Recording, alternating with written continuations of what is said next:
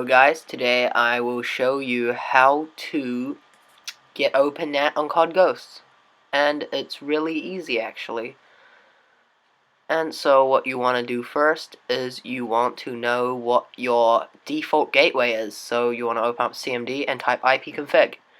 And as you can see, your default gateway is shown right there. So that's my default gateway. So you want to just open up an internet browser and just type that in. Now, I have Technicolor as my service provider, but it should be the same. And then usually it asks for a username and password, but because I have no password, it just automatically comes. So you just want to go. You want to enable universal plug and play for this. So it's different for different service providers, but for Technicolor at least, you can Google it for other service providers, but for Technicolor you just go game and application sharing, universal plug and play. If it's already on, that's okay. If it's not on, you can turn it on. And so you just click configure to turn on, you click configure, turn it on, and yeah, and that's it. So that, in theory, that should work now, but it didn't work for me, and that's a real pain. So what you want to do next is you want to port forward. And to port forward, you want to get a static IP, and because default for Windows is to have a varying IP, so if you know how to do if you know that your computer right now is in a static IP, you can skip this bit. So to get a static IP, go to Control Panel, Network, and change adapter settings. You want to go network, and you want to go local network, IPv4 properties, and then you can see the varying options. If you don't have a static IP, it would be on this. It'll be on obtain an IP automatically, but if you want a static IP, you have to put it in the bottom button where it says use this IP. So to get your IP, you just go on ipconfig and you want to go ipconfig/all, and then you will see and then you will see that you want to scroll up to IPv4 address. Scroll up to your IPv4 address,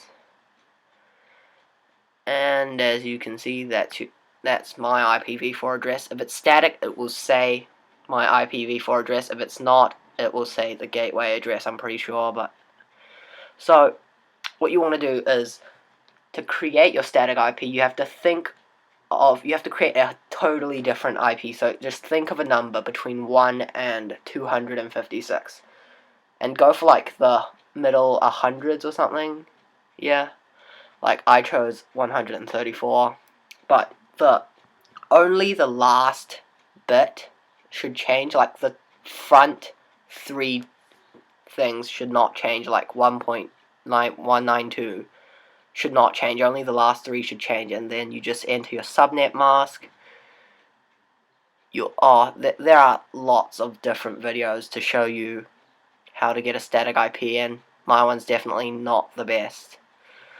So yeah, and then your subnet mask default gateway, type that in, and then for your DNS server, I suggest use the Google DNS server. That's 8.8.8.8, and the other one is 8.8.4.4. So you want to just save that, click OK, that's it. And then what we're going to do is we're going to port forward.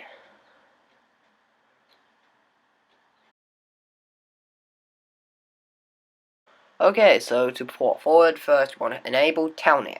So to enable Telnet, just do what I'm doing. You want to go to add a program, turn Windows features on or off, turn the Telnet client on, and then go to command. Go to run, run. and then just run Telnet and then your default gateway, and click OK. It's your default gateway. And then what you want to do, you want to type in your username for your default gateway and then your password. The default is admin and the password is nothing. So then you want to type in connection, bind application, connection, bind application equals cone. Oh, I can't see it. So I will put this in the comments and you can write it in your CMD.